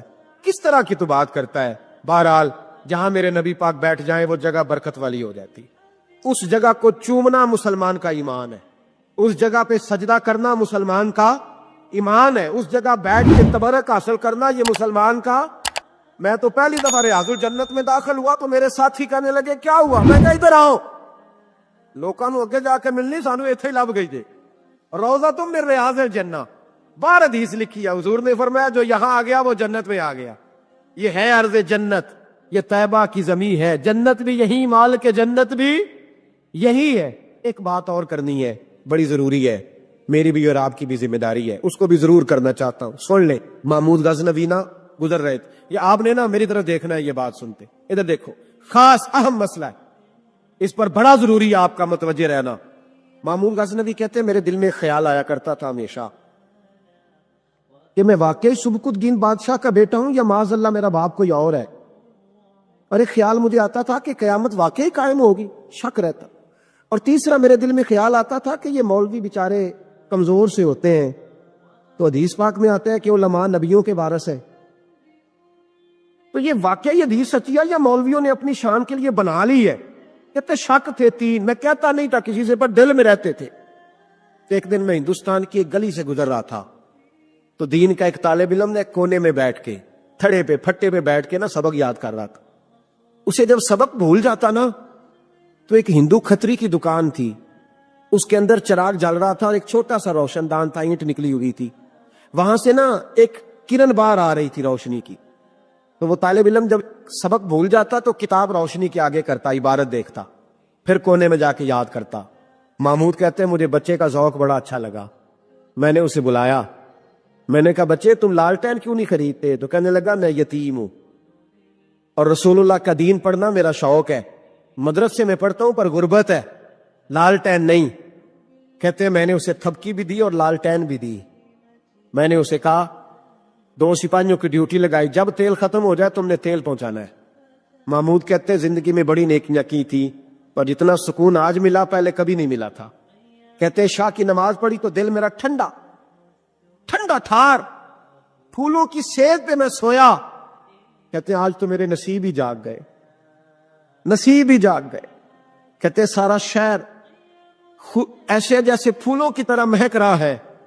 कहते हैं मैं क्या देखता हूं कि ख्वाब में मेरे रसूल तशरीफ ले आए, ख्वाब मेरी विच माही आया ते मैं गल विच पा लईयां बावां, ते डर दी मारी अख भी ना खोलां किते फेर विछड़ ना जावां। और किसी शख्स ने कहा था चिर होया मैनू तरले लैंदियां, कदी मोड़ मेरे वल वागां, ख्वाब मेरी विच एक बार जे आवे मैं सारी उम्र ना जागां। कहते हुजूर आए ख्वाब में, एक जुमला हुजूर ने कहा, एक जुमला नबी पाक सल्लल्लाहु अलैहि वसल्लम ने कहा एक, और मेरे तीनों सवालों के जवाब दे दिए। जरा दिल के कानों से सुनना। कहते हैं महबूब फरमाने लगे, ओ सुबकुतगीन के बेटे, तूने आज मेरे एक वारस की खिदमत की है, मैं कयामत के दिन तेरी सिफारिश करूंगा। कहते हैं मुझे समझ आ गई कि मैं सुबकुतगीन का बेटा हूं, मुझे समझ आ गई कि कयामत कायम होगी, मुझे समझ आ गई कि उलमा नबियों के वारस है। 101 हाफिज शहीद हो गया, 101 फूल जैसे बच्चे। और जब इत्तेहादी फौज का, अफगान और अमेरिकी फौज का जब बम गिरा ना, तो हाफिजों के हाथों में सनदें थीं और उन पर लिखा था कि इन्होंने कुरान पूरा पढ़ लिया। उनके हाथों में ना उनके सरों सफेद रंग की पगड़ियां थीं। खबर यह थी कि ये आज रसूलुल्लाह के दीन के कुरान के हाफिज हो गए। न किसी ने कोई मिल्ली तराना पढ़ा है, न ब्रेकिंग न्यूज रही है। पेशावर में एक स्कूल पे हमला हुआ था, वो भी पठानों के बच्चे थे, ये भी पठानों के। फर्क क्या है, मैं मदरसे का तालिब इल्म हूं, मुझे आज बताए सारा मुआशरा कि अगर मैथमेटिक पढ़ने वाले मदरसे पे हमला हो तो मिल्ली तराने बने और मीडिया चीखे, फौज हरकत में आए, और अगर कुरान पढ़ने वाला 101 शहीद हो जाए तो कोई परवाह नहीं। मैंने परसों कहा था किसी का एक शेर, मैंने वो कहा था, भेज खुदा भी साको अब नाजल कर दे मेहंदी को, भेज खुदा भी साको अब नाजल कर दे मेहंदी को। आ देख दज्जाल आजाद हुए और फूलों के क्या हाल हुए। कोई नहीं बोला। 17 जनाजे कश्मीर के एक दिन उठे, 17। अमेरिका का कुत्ता भी मर जाए तो इस्लामी मुल्कों के वजीर आजम पहुंच जाते हैं कि वो कहीं दहशत गर्दों ने तो नहीं मार दिया। मुझे को बताए तो सही, कश्मीरी दहशत गर्द है, अफगानिस्तान वाले दहशत गर्द है, सबसे बड़ा दहशत गर्द वो है जिसने कुरान पढ़ने वालों पे हमला किया है। और मुझे शिकवा है अपने मीडिया से भी, मुझे शिकवा है उन सब इदारों से जो उसको हमने बड़ा एहतजाज किया था, तड़प कर बोले थे हम जब बच्चों पे हमला हुआ। मेरी रिकॉर्डिंग आप उठा के देखें, इतनी सख्त तकरीर शायद हमने कभी ना की हो। लेकिन हाफिज अगर कट जाए तो कोई परवाह नहीं, हाफिज अगर कट जाए तो कोई परवाह नहीं। ये बच्चे हमारे पास कुरान मजीद याद करते हैं, हमसे कोई पूछे इनका दर्द क्या है, हमसे कोई पूछे इनकी तकलीफ क्या है। वो हाफिज जितने 4 साल लगा के एक टांग पे बैठ के पूरा कुरान याद किया, एक टांग पे, और जिस दिन उसका मुकम्मल हुआ तुमने बम से उसकी बोटियां बखेर दी।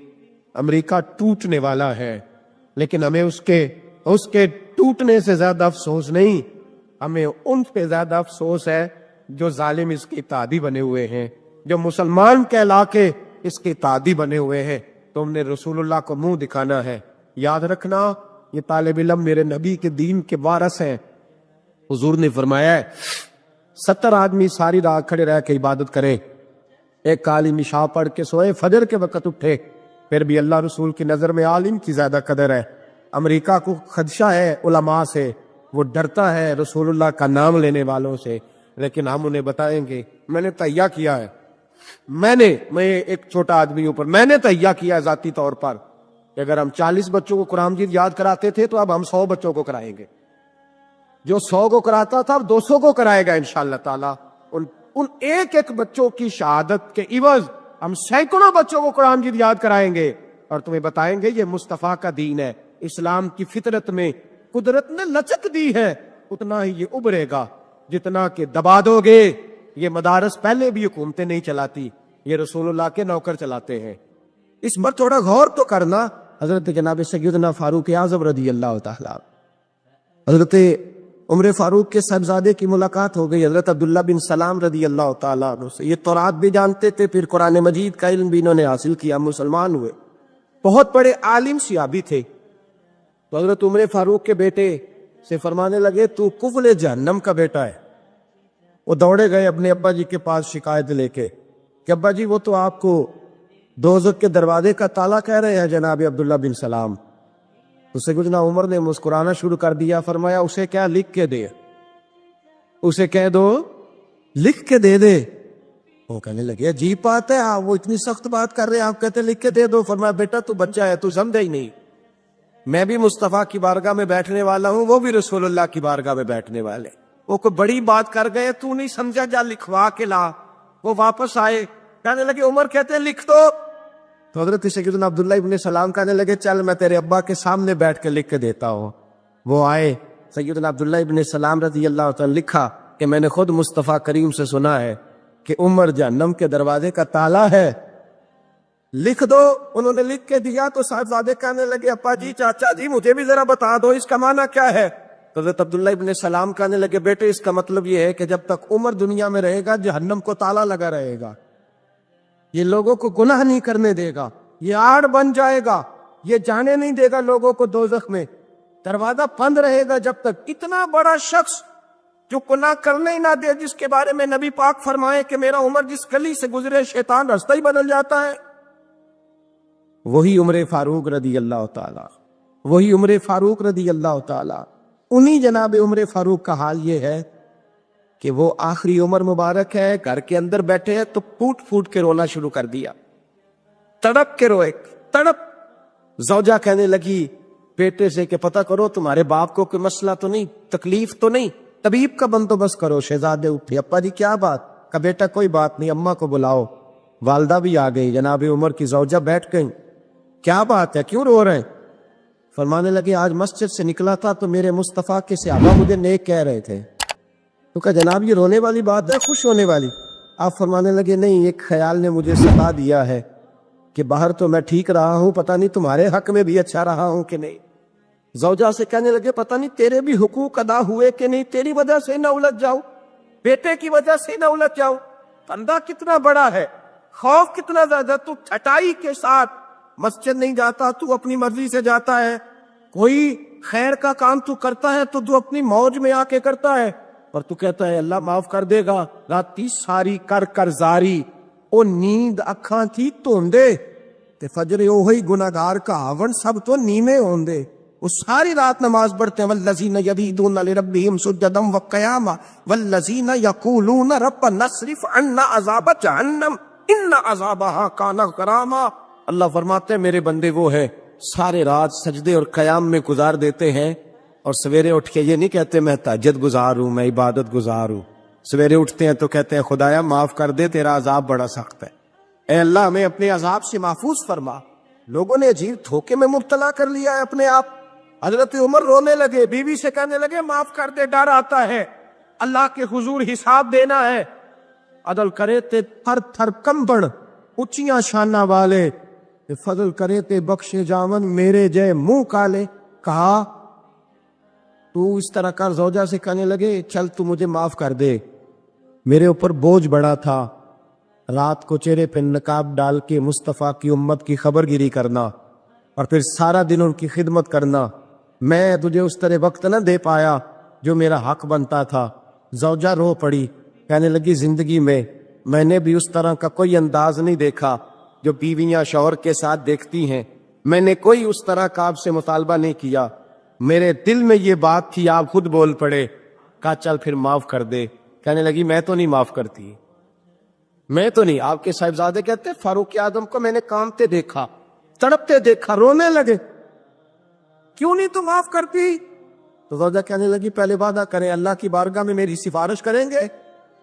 آپ کہیں گے کہ اللہ میری بیوی تھی, کپڑے دھو کے دیتی تھی, کھانا پکا کے دیتی تھی, میری عزت کی محافظ تھی, میرے بچوں کو پالتی, یہ کہیں گے؟ حضرت عمر فرمانے لگے مجھے قسم ہے اللہ کی عزت کی رب جب عمر کے لیے جنت کا فیصلہ کرے گا تو میں بغیر تیرے جنت میں داخل ہی نہیں ہوگا.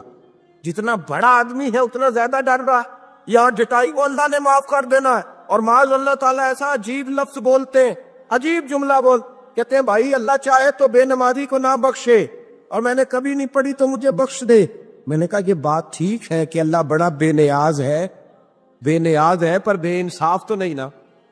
بے نیاز ہے, بے انصاف. اپنے اس نے قانون بنائے ہیں, اس کے محبوب نے قانون واضح کیا.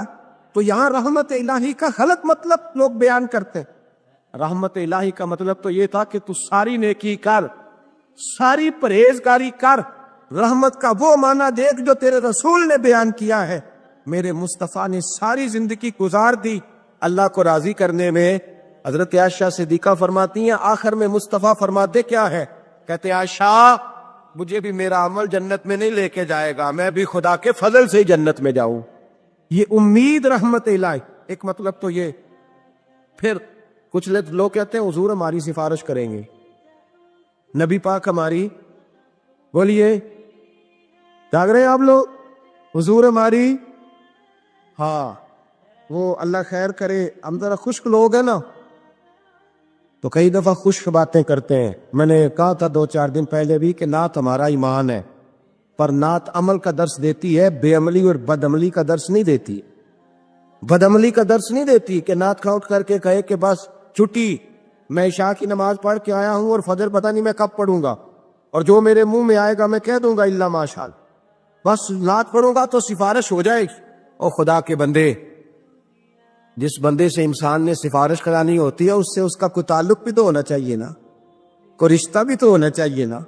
کیا نبی پاک کی غلامی صرف یہ ہے کہ حضور کے نعرے لگا دیے جائیں, کہ غلامی مصطفیٰ صرف اتنی ہے کہ جب بندہ محفل میں آئے تو واہ واہ سبحان اللہ الحمدللہ یا رسول اللہ, معاملہ ختم ہو گیا؟ جتنا کوئی غلام زیادہ ہے اتنی اس کی فرما برداری بھی زیادہ ہونی چاہیے. ایک دن بغداد کے بازاروں میں ایک عورت زور زور سے روتی اور چلاتی پھر رہی تھی. وہ کہہ رہی تھی, اے لوگو, کوئی ہے جو میرا غم بانٹ لے؟ میرا بیٹا چوروں کے ہاتھوں قید ہو گیا ہے. وہ ظالم لوگ میرے جگر کے ٹکڑے کو اٹھا لے گئے ہیں. لوگ اسے تسلی دیتے رہے, لیکن عورت کا دل کسی اور طرف ہی لگا ہوا تھا. وہ سیدھا غوث اعظم رحمت اللہ علیہ کی خانقاہ کی اور دوڑ گئی. جب وہاں پہنچی تو دروازے پر ہی گر کر فریاد کرنے لگی, اے اللہ کے دوست, آپ اللہ کے قریبی بندے ہیں, میرا بیٹا ظالموں کے قبضے میں ہے, اللہ سے دعا کر دیجئے. حضرت غوث اعظم رہا نے عورت کو رحمت بھری نگاہوں سے دیکھا اور فرمایا, بہن اللہ پر بھروسہ رکھ, تیرا بیٹا اسی کے حکم سے تجھے لوٹا دیا جائے گا. پھر آپ نے سر جھکا لیا اور گہری توجہ کے ساتھ دعا میں مشغول ہو گئے. آپ کی آنکھوں سے آنسو ٹپکنے لگے اور لبوں پر اللہ کا ذکر تھا. نبی پاک علیہ السلام نے خود ایک قصہ بیان فرمایا بنی اسرائیل کا. حضور فرمانے لگے 3 شخص تھے, ایک کوڑ کے مرض میں مبتلا تھا, کوڑا تھا, ایک گنجا تھا, ایک نابینا تھا, ہر وقت پریشان رہتے تھے. میرے رب نے ان کو آزمانے کا فیصلہ کیا. دیکھو اللہ کے آزمانے کا طریقہ کیا ہے. ایک فرشتہ انسانی شکل میں آیا سب سے پہلے, جس کو کوڑ کا مرض تھا, اس کے پاس آیا. حضور سید عالم صلی اللہ تعالی علیہ وسلم بیان فرماتے ہیں, اس نے آ کے اس سے کہا کیا چاہتے ہو؟ اس نے کہا یار مجھے کوڑ کا مرض ہے, لوگ مجھ سے نفرت کرتے, گھن کرتے, کاش میری کھال ٹھیک ہو جائے, جلد ٹھیک ہو جائے, بیماری چلی جائے. تو فرشتے نے ہاتھ پھیرا, اللہ نے شفا عطا کر دی. شفا کس نے دی؟ ہاتھ کس نے پھیرا؟ تو کوئی عرض نہیں, اگر کسی وقت کوئی بزرگ دم کر دے, ہاتھ پھیر دے, تو شفا اللہ ہی دیتا ہے. بخاری میں موجود ہے جو روایت عرض کر رہا ہوں. فرشتے نے ہاتھ پھیرا, اللہ نے. اب فرشتہ اس سے پوچھتا ہے پسند کیا ہے, مال کون سا پسند ہے؟ کہنے لگا اونٹ بڑے پسند ہے. تو فرشتے نے ایک حاملہ اونٹنی اسے دی اور برکت کی دعا بھی دی. اب فرشتہ آیا گنجے کے پاس, جناب کیا چاہتے ہیں؟ اس نے کہا میں گنجا ہوں, سر پہ بال نہیں ہے, اس کی وجہ سے چہرے پہ کوئی حسن بھی نہیں ہے, لوگ گھن کرتے ہیں, کبھی میرے بال آ جائے نا. فرشتے نے ہاتھ پھیرا, بال اللہ نے عطا کیے, اس کو شفا ہو گئی. اب فرشتے نے اس سے کہا کہ مال کون سا پسند ہے؟ کہنے لگا گائے بڑی پسند ہے۔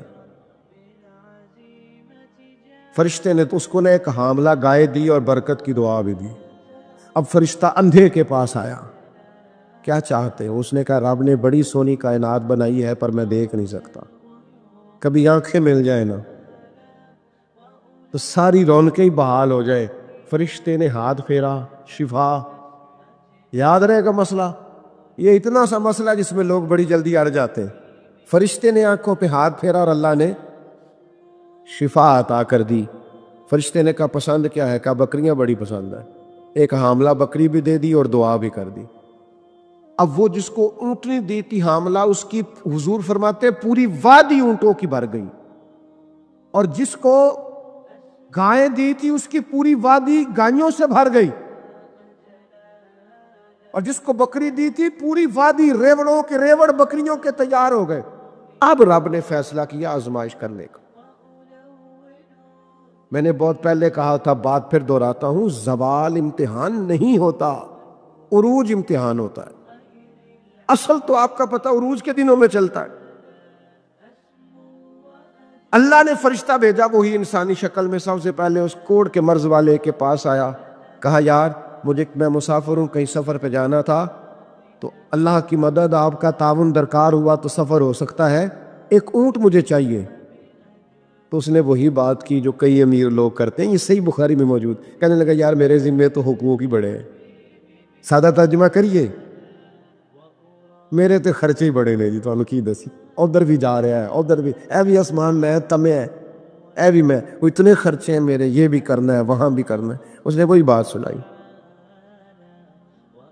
تو وہ فرشتہ کہنے لگا تو پہلے ایک کوڑی نہیں تھا، تو ناراض ہو گیا۔ کہنے لگا میں تو جدی پشتی رئیس اعظم، وہ باپ دادا کی جائیداد ہے ساری جو مجھے ملی ہوئی۔ اس نے کہا اگر تو جھوٹا ہے نا تو اللہ کرے اسی طرح کا ہو جائے جس طرح کا پہلے تھا۔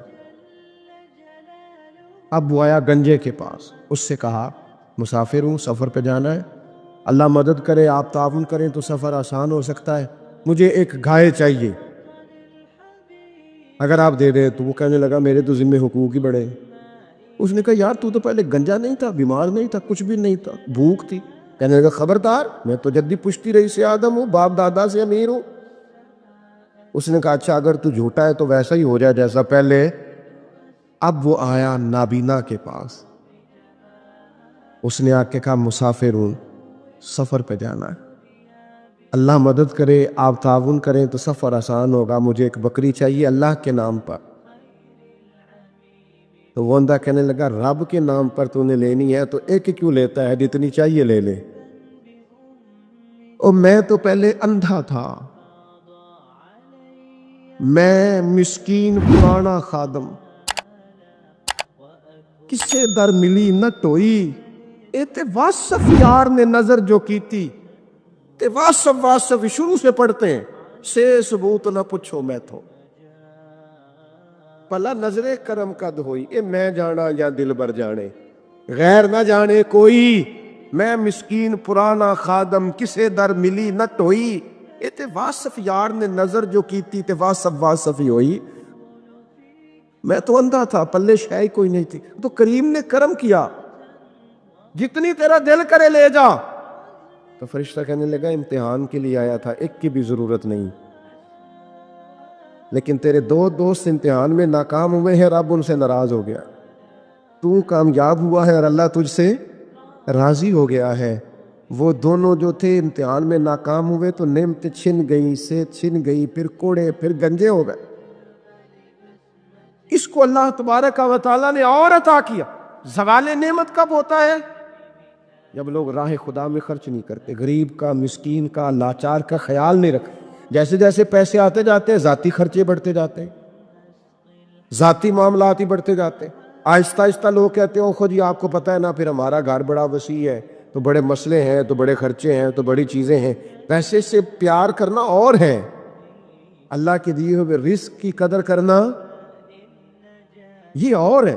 ہم نا قدرے ہو جاتے ہیں، بہت ساری چیزیں ہماری بغیر محنت کے ہمیں ملی ہوئی ہوتی ہیں تو ہم اس کا احساس نہیں کرتے۔ کبھی اس جگہ کھڑے ہو کے سوچو جہاں وہ شخص کھڑا ہے جس کے پاس وہ نعمت موجود نہیں ہے۔ قارون حضرت موسیٰ علیہ السلام کے زمانے کا مالدار ہے، لوگ رشک کرتے تھے اس کے پیسوں پر، اور ایسا مالدار کہ جس کے خزانوں کی چابیاں اونٹ اٹھایا کرتے تھے، پیسہ ہی پیسہ۔ حضرت موسیٰ علیہ السلام نے کہا زکوٰۃ دو، کہنے لگا اب آپ نے معاذ اللہ پیسے بھی لینے شروع کر دی۔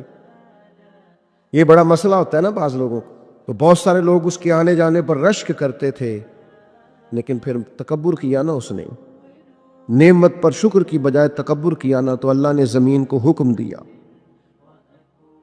رب کریم نے اسے زمین میں مال اور خزانے سمیت دھسا دیا، زمین میں غرق ہو گیا۔ کیوں؟ کہ اللہ کی نعمت میں متکبر ہے۔ اگر عاجزی ہو جائے انکساری، اور یار روب اور دبدبا تو حضرت عمر کا تھا، 24 لاکھ مربع میل پہ حکومت تھی، دنیا ڈرتی تھی، امن تھا، عمر ہوتی تھی دنیا میں، اور عمر باغ میں کھڑے ہو کے کہتے تھے اچھا خطاب کا بیٹا اور امیر المومنین، اچھا اب تو امیر بن گیا ہے، یاد رکھنا، خود اپنے آپ سے خطاب کرتے، یاد رکھنا صحیح سے چلنا، ورنہ قیامت میں رب کا سامنا نہیں کر سکے گا۔ تو اپنے آپ سے خود احتسابی تکبر سے نعمتیں چلی جاتی۔ اگر آپ ناراض نہ ہو تو جب تک دکھ تھے تسبیح بھی چل رہی تھی،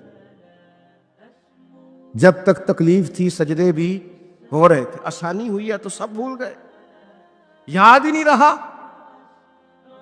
میرے عزیزو یاد رکھنا کہ تکبر نہیں، اللہ کی نعمت پر کبھی تکبر نہیں، ہمیشہ عاجزی، جھک جانا۔ بڑی سادی مثال ہے اور سب کو یاد ہے، درخت کو پھل لگ جائے تو ٹہنیاں جھک جاتی ہیں، اور جھکنے کا مطلب یہ ہوتا ہے کہ پھل لگا ہوا ہے، اور اگر درخت کھڑا ہو، ٹہنیاں بھی کھڑی ہو، اکڑی ہوئی ہو، تو اس کا مطلب یہ ہے کہ پھل کوئی نہیں۔ جو بندہ آپ کو جھکا ہوا ملے نا، عاجزی کرتا ملے، سمجھو پھلدار ہے، لیکن اگر تکبر نظر آئے معاذ اللہ، تو پھر اس کا معنی یہ ہے کہ اس نے اپنے آپ کو پھلدار نہیں سمجھا۔ ایک خاتون ہے بڑی نیک، تاریخ میں گزری ہیں، تو وہ کہتی ہیں کہ میں ایک جگہ بیاہ ہی گئی، میری پہلی شادی ہوئی ایک جگہ پہ، تو دروازے پہ کوئی بھیک مانگنے والا آیا اور اس کی حالت بڑی خستہ تھی، تو میرے شوہر نے نا اسے ڈانٹ دیا۔ میں نے اپنے شوہر سے کہا اللہ کا ہم پر فضل ہے اور اس کی حالت بڑی پتلی ہے، لگتا ہے کئی دنوں سے روٹی نہیں کھائی، تو 4 پیسے دے دیں تو حرج کیا ہے؟ کہنے لگا قطن نہیں، میں نے منع کر دیا تو ختم ہوگی بات۔ تو بی بی کہتی ہے میرے پاس اپنے ذاتی پیسے بھی پڑے ہوئے تھے جو میکے کی طرف سے مجھے ملے تھے، تو ذرا میرا خامد سائڈ پہ ہوا تو میں نے نظر بچا کے نا اس فقیر کو 4 پیسے دے دیے، کیونکہ زیادہ ہی اس کی حالت بگڑی ہوئی تھی۔ تو کہتی میں پیچھے پلٹی تو شوہر پیچھے کھڑا تھا، اس جرم میں کہ میں نے ایک فقیر کو بغیر اجازت پیسے دیے، اس نے مجھے طلاق دے دی۔ کہتے ہیں بڑی تکلیف میں تھی اور اپنے دل میں سوچتی تھی مالک میں نے تو تیرا بندہ جان کے اس کی مدد کی ہے اور مجھے یہ سزا ملی ہے۔ فرماتی ہیں عدت گزر گئی، میرا والد پریشان تھا، پھر ایک رشتہ آیا، میرا نکاح ہو گیا، لیکن اللہ نے مجھے اتنا اچھا شوہر دیا، اتنا نیک شوہر دیا، اتنا کمال آدمی۔ فَإِنَّ مَعَ الْعُسْرِ يُسْرًا إِنَّ مَعَ الْعُسْرِ يُسْرًا، مشکل کے بعد اللہ آسانی دیتا ہے۔ کمال شوہر اللہ نے مجھے دیا، نیک، صالح، محبت کرنے والا۔ فرماتی ہیں اسی طرح میں ایک دن اپنے شوہر کے ساتھ بیٹھی تھی، دروازے پہ دستک ہوئی تو میں شوق میں اٹھی، اپنے شوہر سے کہا میں دے کے آؤں فقیر کو؟ کہنے لگا جتنا مرضی دے دو۔ کہتے ہیں دروازے پہ گئی تو میری چیخ نکل گئی، اس لیے کہ دروازے پہ جو مانگنے آیا وہ میرا پہلا شوہر تھا۔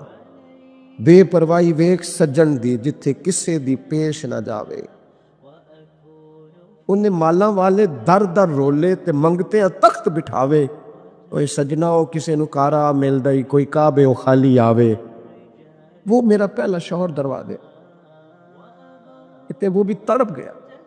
کل تک تکبر تھا، غرور تھا کہ ہم مالدار ہیں، ہم کسی غریب کو کیا دیں، لیکن آج یہ حال ہے کہ وہ خود دروازہ بھیک مانگ رہا تھا۔